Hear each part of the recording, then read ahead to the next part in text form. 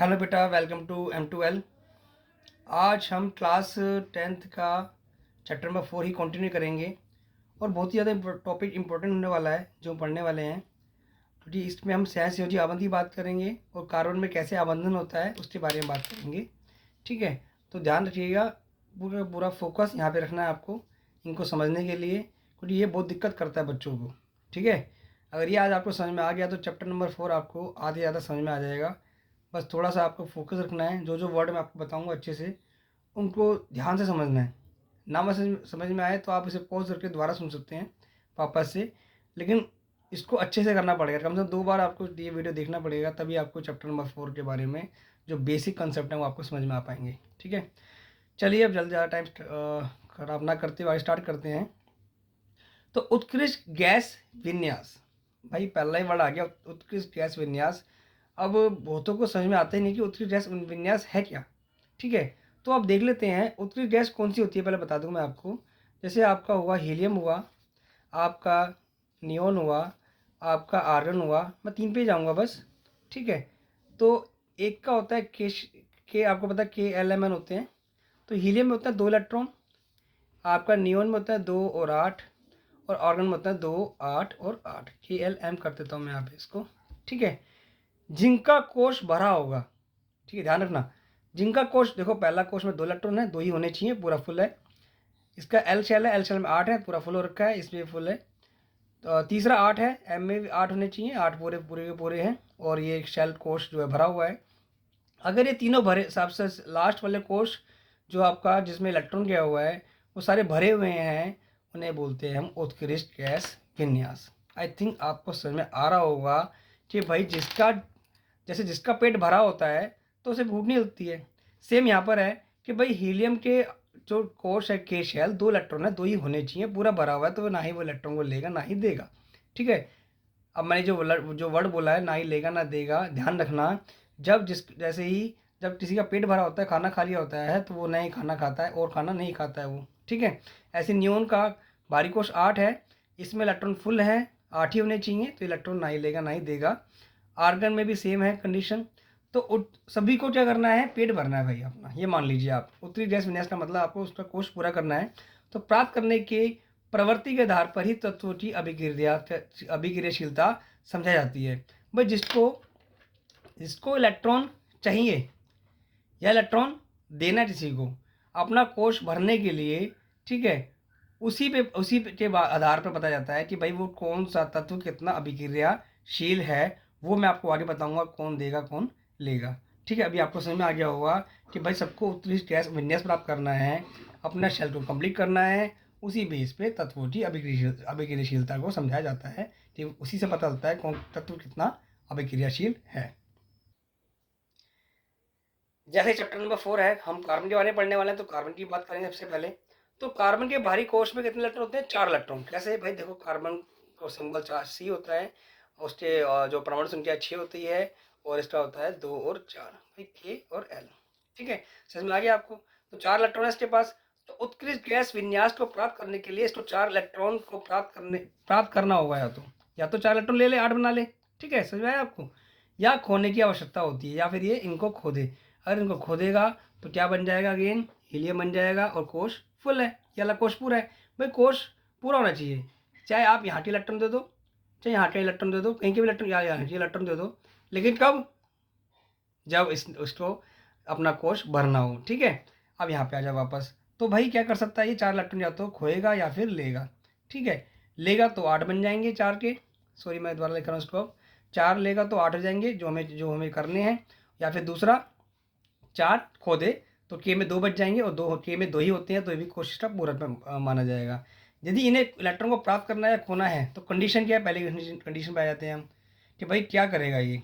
ठीक है, तो 4 इलेक्ट्रॉन प्राप्त कर, देखो 4 इलेक्ट्रॉन लेता है अगर ये, तो C4 ऋणायन बना सकता है। मतलब अगर इसने 4 इलेक्ट्रॉन लिए तो C4 माइनस, ऋणायन का मतलब माइनस लग जाएगा, जो भी इलेक्ट्रॉन लेगा वो ऋणायन बना देगा। उसके बाद अब देखो जितना परमाणु संख्या होती है उतने ही इसके पास होते हैं आपके इलेक्ट्रॉन, और उतने ही होते हैं आपके प्रोटॉन। ठीक है, जितनी परमाणु संख्या, जो भी तत्व देखते हो आप, उसकी जितनी भी परमाणु संख्या है, जैसे ऑक्सीजन 8 है तो उसके अंदर 8 ही इलेक्ट्रॉन है, 8 ही प्रोटॉन, बैलेंस हो जाता है। क्योंकि इलेक्ट्रॉन पे होता है माइनस, प्रोटॉन पे होता है प्लस। 8 माइनस और 8 प्लस, टोटल 0 हो गया, ठीक है। इसी तरह से यहाँ पर जब ये चार इलेक्ट्रॉन लेगा तो देखो प्रोटॉन तो 6 ही है इसके पास, भाई प्रोटॉन नहीं लिए इसने, इसने इलेक्ट्रॉन 4 लिए हैं, तो 4 बढ़ गए, 6 4 10, 10 इलेक्ट्रॉन हो गए।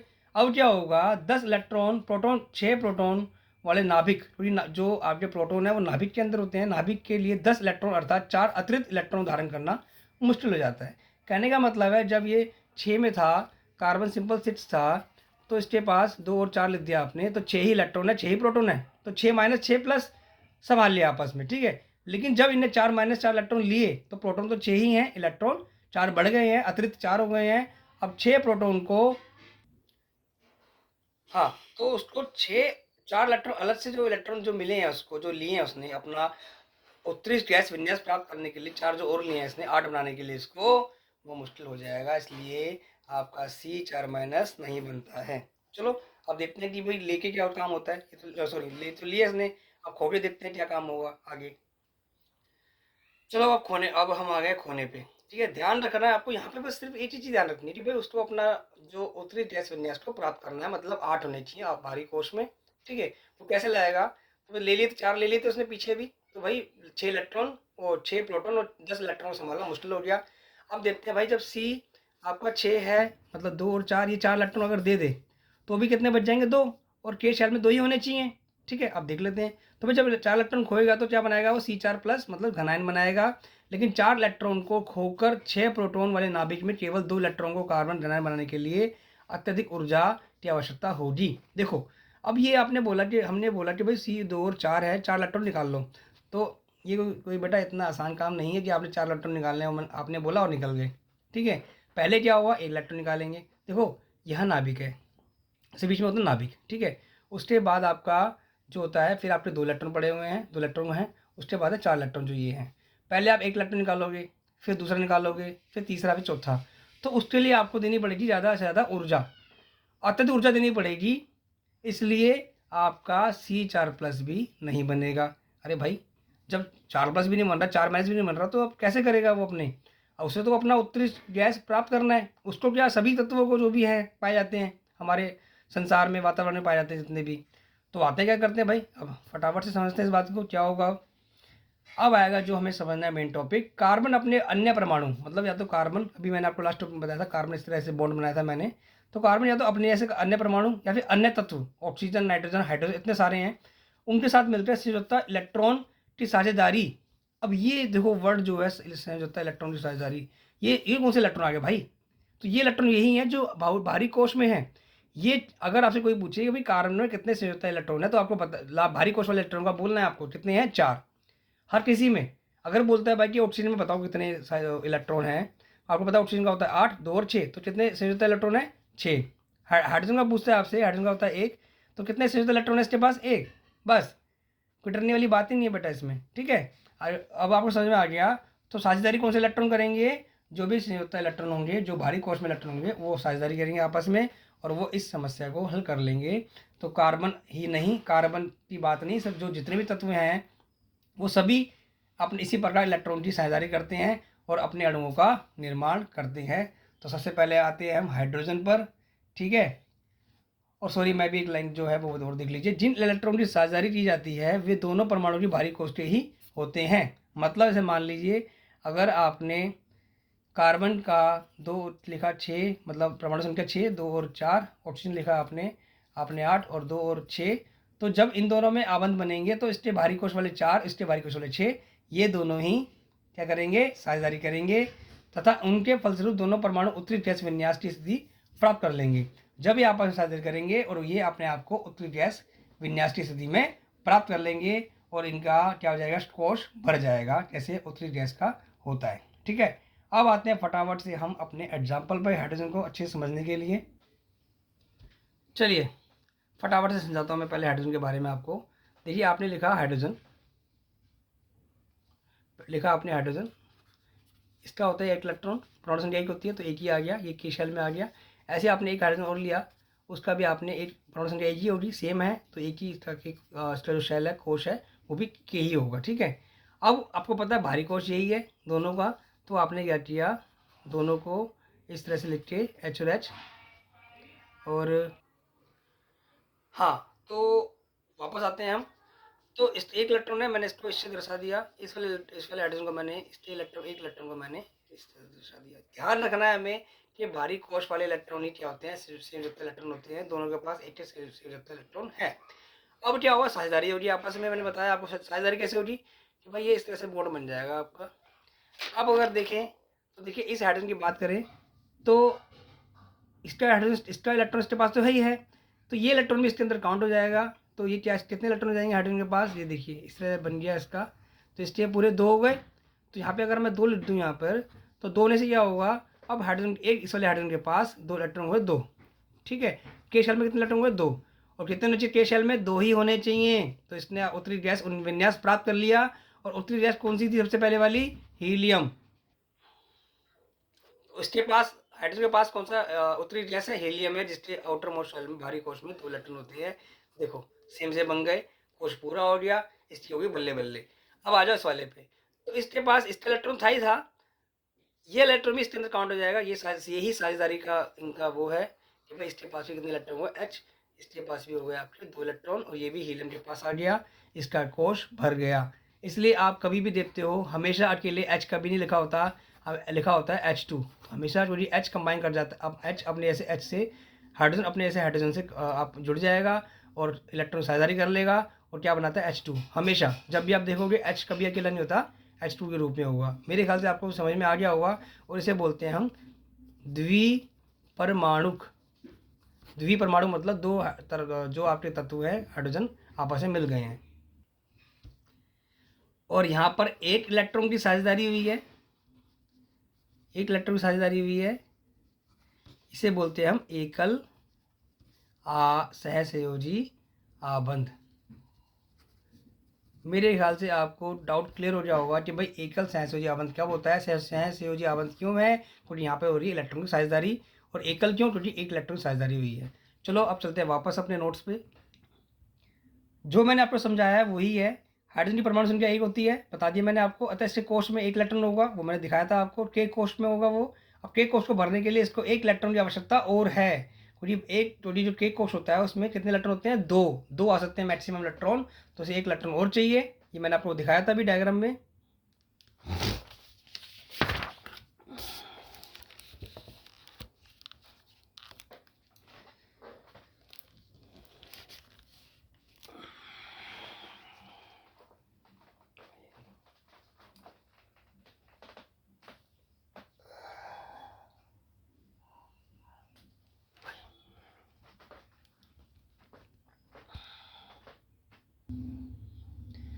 चलिए फटाफट से हम क्लोरीन पे आ जाते हैं एक बार।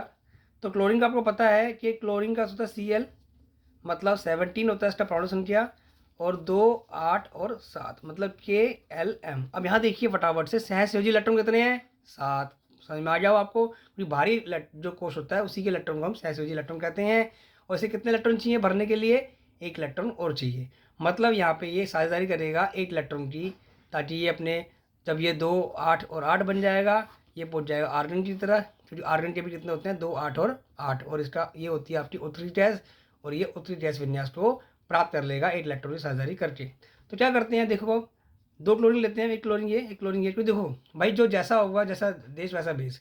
तो जो क्लोरीन सेम है वो चाहेंगे कि हम आपस में ही साझेदारी कर ले, बजाय दूसरे के साझेदारी करने के। हम अच्छा है कि वो आपस में साझेदारी कर ले।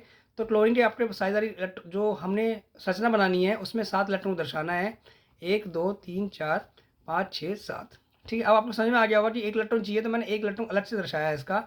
ऐसे यहाँ पे 1, 2, 3, 4, 5, 6, 7। अब जो आप साझेदारी होगी वो इस इलेक्ट्रॉन की होगी। अब क्या होगा, ये देखिए भाई, इसके पास आपके हो गए हैं इलेक्ट्रॉन, इसके पास हो गए 8, 7 तो ये रहे और एक 8वां ये रहा। साझेदारी ये तो होती है। ऐसे इस वाले ने, इस वाले क्लोरीन का देखिए ये जा रहा है, ये बन गए 7 इसके थे, और 1 इलेक्ट्रॉन ये ले लिया इसने, साझेदारी कर लिया आपस में, ये कुछ नहीं है। तो इसके भी हो गए 8, और 8 ही करने थे हमें। ठीक है, अब काम हो गया पूरा। तो इस Cl के भी 8 हो गए, दोनों ही Cl के 8 हो गए हैं। तो ये तभी बन जाता है Cl2, और ये आबंध 1 इलेक्ट्रॉन आपस में इन्होंने 1 इलेक्ट्रॉन युग्म की साझेदारी की है इन्होंने। तो इसे बोलते हैं हम एकल, ये भी आपका एकल आबंध ही है। आई थिंक आपको समझ में आ रहा होगा अच्छे से। तो हम अपने वापस नोट्स पे आते हैं। देखो, क्लोरीन द्विपरमाणु अणु बनाता है, Cl2 बनाता है, ये आपने देखा है। क्लोरीन कभी भी अकेला नहीं होता, वो हमेशा या तो अकेला होगा तो वो Cl2 ही में ही आपको दिखेगा। क्लोरीन की परमाणु संख्या 17 है। इसका इलेक्ट्रॉनिक विन्यास तथा संयुक्ता क्या होगी, क्लोरीन द्विपरमाणु अणु सेल बनाती, कैसे बनाती है, ये मैंने अभी आपको इस डायग्राम में समझा दिया कि वो कैसे Cl2 बनाता है। ठीक है, अब पूछते हैं हम कि भाई एक इलेक्ट्रॉन साझेदारी हो गई, जब 2 की करेंगे तो क्या होगा, उस पर पूछते हैं फटाफट से। तो सबसे पहले हम ये सोचते हैं कि भाई 2 इलेक्ट्रॉन साझेदारी करेगा कौन, जिसको 2 इलेक्ट्रॉन चाहिए होंगे, या मतलब इसका मतलब जिसके बाहरी कोश में इलेक्ट्रॉन होंगे 6, उसको 2 इलेक्ट्रॉन चाहिए। ठीक है, आपको याद आया भाई ऑक्सीजन का होता है 8। ठीक है, उसका हो गया 2 और 6। ऐसे आपने एक और ऑप्शन ले ली, तो दूसरे को भी ऑप्शन तो भी क्या चाहिए होंगे, 8 ही 2 ही तो चाहिए होंगे। तो इससे बढ़िया कोई कंपेनियन होने, इसका दोस्त हो ही नहीं सकता। तो उसने भी कितने होते हैं, 8, 2 और 6, मतलब के और एल। यहाँ पे भी के शेल और ये एल शेल। आपने क्या किया, पहले इस वाले ऑक्सीजन को बनाया आपने 6 इलेक्ट्रॉन, 1 2 3 4 5 6।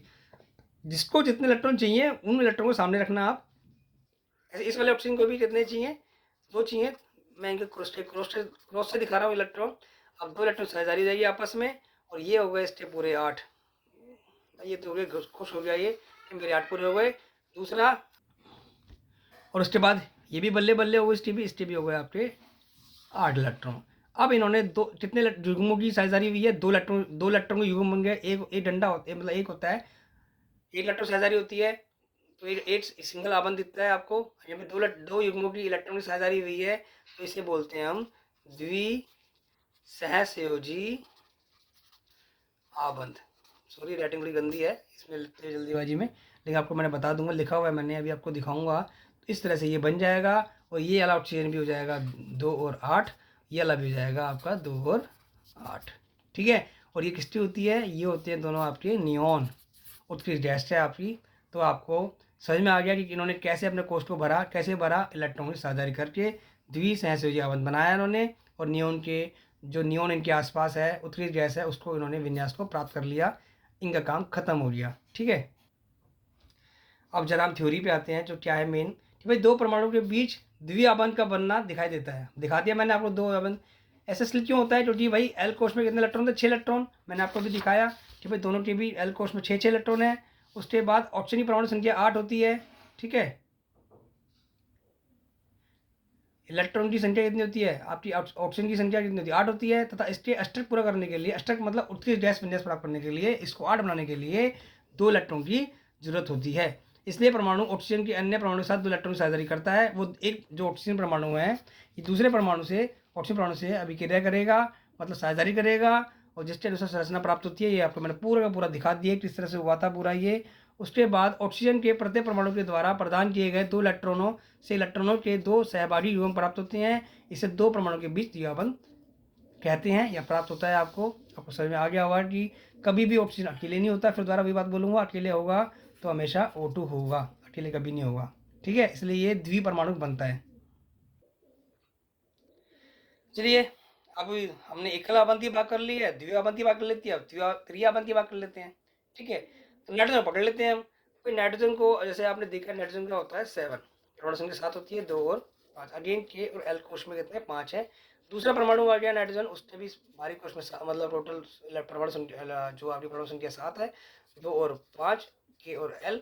तो इसमें कितने इलेक्ट्रॉन चाहिए इनको, 3 इलेक्ट्रॉन और चाहिए। तो 3 इलेक्ट्रॉन साझेदारी करेंगे आपस में और बना लेंगे त्रिसहसंयोजी आबंध। कैसे, देख लो।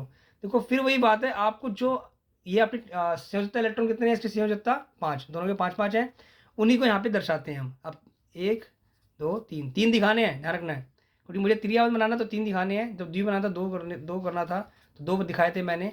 ऐसे इस वाले के भी 3 होंगे, और उन्होंने कर लिया आपस में साझेदारी, और ये हो गए इसके भाई कलाकारी से, इसके हो गए 8, 5 इसके और 3 ये 8 हो गए। ये भी कलाकार है, इसके भी कितने हो गए भाई साहब, 5 इसके और 3 ये 8।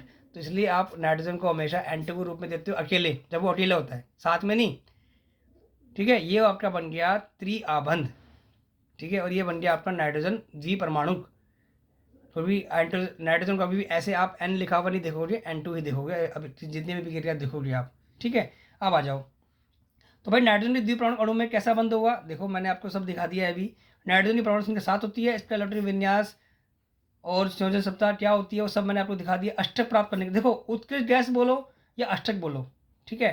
अष्टक क्यों बोलोगे, क्योंकि आपको इसको बनाना है 8, ऑक्सीजन में भी 8 बनाना था, उसे भी बोला था आपने अष्टक, ठीक है। तो यहाँ पर लेकिन सबसे पहले सॉरी मैं आपको बता रहा हूँ बात, हाइड्रोजन के केस में ऐसा नहीं था, उसमें अष्टक नहीं बनता है, उसमें सिर्फ एक इलेक्ट्रॉन चाहिए होता है, वो 2 बनते हैं इलेक्ट्रॉन बस, क्योंकि उसमें के कोष था बस, एल नहीं था। जिसमें 8 भरे जाएंगे उसे बोलते हैं हम अष्टक। तो यहाँ पे आ जाओ, नाइट्रोजन का प्रत्येक परमाणु 3 इलेक्ट्रॉन देता है, 3, इसने भी 3 दिए, इसने भी 3 दिए, और जिससे इलेक्ट्रॉन के 3 सहभागी युग्म बनते हैं। यहाँ पे कितने युग्म बने, 1 2 3 युग्म बने, इसे 2 परमाणुओं के बीच त्रिआबंध का बनना कहा जाता है, यही होता है आपका त्रिसहसयोजी आबंध। मुझे लगता है आई थिंक आपको तीनों एकल एकल द्वित्रि समझ में आ गए होंगे अच्छे से। चलिए अब हम फटाफट से जो पेपर में आता है डेफिनेशन पूछी जाती है वो देख लेते हैं। 2 परमाणु के बीच इलेक्ट्रॉन के एक युग्म की साझेदारी के द्वारा बनने वाले आबंध सहसयोजी आबंध कहलाते हैं। कि भाई आपके जब इलेक्ट्रॉन युग्म की साझेदारी होगी इलेक्ट्रॉन की, तो क्या बनेंगे, सहसयोजी आबंध बनते हैं। अगर आपसे डेफिनेशन पूछी जाती है तो आप ये लिख सकते हैं। उसके बाद अब सहसयोजी आबंध जो होते हैं उनके अणुओं में भीतर वाले प्रबल आबंध होता है, लेकिन इनका अंतराणु बल कम होता है। भाई ठीक है कि इनके अंदर जो बल था, जो बल आबंध बना है, आबंध तो ठीक है, लेकिन इनके आपस में जो बल होता है वो कम होता है, अंतराणु बल कम होता है। जैसे एक एच एच इनके बीच में जो, इन दोनों के बीच में जो बल होगा वो कम होगा, इसलिए यौगिकों का क्वथनांक और गलनांक कम होता है, ठीक है। ये इंपॉर्टेंट पॉइंट था। उसके बाद सहसयोजी यौगिक विद्युत के कुचालक होते हैं, ध्यान रखना क्यों, क्योंकि आपके पास कोई भी इलेक्ट्रॉन स्वतंत्र नहीं है, ठीक है। इलेक्ट्रॉन स्वतंत्र होना इसमें बहुत जरूरी है, क्योंकि इन यौगिक आबंध में किसी प्रकार के आयन का निर्माण नहीं होता, आयन भी नहीं बनता है, ना ही कोई प्लस बन रहा है, कोई C4+ बन रहा है, ना ही कोई सी आपका 4- बन रहा है, ऐसी, और हाइड्रोजन ना प्लस बन रहा है ना माइनस बन रहा है, ना ही ऑक्सीजन +- बन रहा है। आयन तब बनता है जब इलेक्ट्रॉन कोई खोता है या फिर लेता है, प्राप्त करता है, तो वो तो हो ही नहीं रहा है, यहाँ पे आयन बन ही नहीं रहे, तो ये क्या होते हैं आपके विद्युत के कुचालक होते हैं। सबसे इंपॉर्टेंट पॉइंट यहाँ से क्वेश्चन बन सकता है कि ईंधन के रूप में मीथेन का अधिकता प्रयोग होता है, ये आप जानते ही हैं, और ये बायोगैस है। बायोगैस और संपीड़ित प्राकृतिक गैस सीएनजी जो होती है प्रमुख घटक है। अगर आपसे पूछता है कि भाई बायोगैस और सीएनजी जो संपीड़ित प्राकृतिक गैस है उसका मेन प्रमुख घटक कौन सा है, तो आप क्या बोलोगे, मीथेन है। यह कार्बन के सर्वाधिक सरल यौगिक में से एक मीथेन का सूत्र CH4 है। ये मैंने इसमें बनाया नहीं है, लेकिन आपको बता देता हूँ। अब आपको समझ में आ गया होगा कि भाई कार्बन जो होता है, कार्बन के कितने आवन बनते हैं, कार्बन देखा जाए तो 6 होता है, 2 और 4 कितने आवन बनाएगा, वो 4 बनाएगा। अब ये आपको थोड़ा कॉम्प्लीमेंट्री है, 4 बनाएगा तो 4 इलेक्ट्रॉन इसके आपको दिख जाएंगे। 4 इलेक्ट्रॉन मैंने थोड़ी, कितने सहसयोजी इलेक्ट्रॉन है इसके, 4 हैं, 4 मैंने इसके सहसयोजी इलेक्ट्रॉन बना दिए। आपको पता है कि हाइड्रोजन का भी सबके पास एक एक इलेक्ट्रॉन है, इन सब ने एक इलेक्ट्रॉन बना दिया आपका अपना। उसके बाद क्या होगा, उसके बाद वही होगा सहसयोजी आबंध, इसमें ये इसका एक ये हो गया, ऐसे ही इसका सहसयोजी आबंध बन गया, ये इसके 2 हो गए, ऐसे इसने इससे बनाया, इसके भी 2 हो गए, और इसने इससे बनाया, हाइड्रोजन के भी इससे 2 हो गए। सब हाइड्रोजन के 2 हो चुके हैं, उनका कोष पूरा हो गया है। अब कार्बन थोड़ी छोड़ेगा ऐसे, भाई कार्बन भी तो कुछ ना कुछ चाहेगा कि इनका काम हो गया, मेरा भी तो काम होना चाहिए। कार्बन के भी देखिए पूरे के पूरे 8 हो चुके हैं, और ढंग से देखिए आप, ये देखिए 2 यहाँ पे कार्बन के हैं, ये भी 2 कार्बन के, ये भी 2 कार्बन के, ये भी 2 कार्बन के, मतलब जो इलेक्ट्रॉन साझेदारी कर रहे हैं आपस में वो दोनों का है, ठीक है। सॉरी हिल गया कैमरा भी। ये जो इलेक्ट्रॉन है हाइड्रोजन का ही है, ये कार्बन का भी काउंट होगा, इसीलिए कार्बन के 8 हो गए, मतलब इसने 2 और 8 हो गए इसके, और ये बन गया इसका अष्टक। इसी को बोलते हैं अष्टक, जब 8 हो जाते हैं इलेक्ट्रॉन। मेरे ख्याल से आपको समझ में आ गया होगा। आपको ध्यान ये रखना है कि भाई जिसके अंदर जितने संयुक्त इलेक्ट्रॉन है वो उतने ही डंडे बनाएगा। अब मैं आपको बता रहा हूँ, ठीक है, ये थोड़ा सा जुगाड़ है, थोड़ा सा आपको याद रखना पड़ेगा। कार्बन के 4 अगर संयुक्त इलेक्ट्रॉन है तो कितने डंडे बनाएगा, कितने आबंध बनाएगा, 4। आप आबंध से ही याद कर लो डंडे, ठीक है, कि आबंध का मतलब क्या है, डंडे बनाना। तो कार्बन के कितने डंडे बनाए हैं, 4। हाइड्रोजन के कितने थे, एक इलेक्ट्रॉन संयुक्त इलेक्ट्रॉन एक ही था, एक इलेक्ट्रॉन साझेदारी कर रहा है, तो ये क्या बनाएगा, एक ही डंडा बनाएगा। समझ में आ गया। आई होप इसको और इन्जॉय करने के लिए, और आगे जब मैं आपको संरचना समझाऊंगा आपको और अच्छा समझ में आएगा, ठीक है। आई थिंक आपको जितना समझाया है वो अच्छे से चला गया होगा, क्लियर हो गया होगा। बाकी इसको दोबारा देखना है एक बार, क्योंकि क्वेश्चंस काफ़ी पूछे जाते हैं इससे, और इसको 2-3 बार रिवाइज करना, तभी आपको समझ में आएगा, और चैप्टर आप जब आगे जाएंगे तो और अच्छे से समझ में आता रहेगा, ठीक है। आई होप मैं इसको वीडियो ख़त्म कर रहा हूँ, और बेटा ऑल द बेस्ट।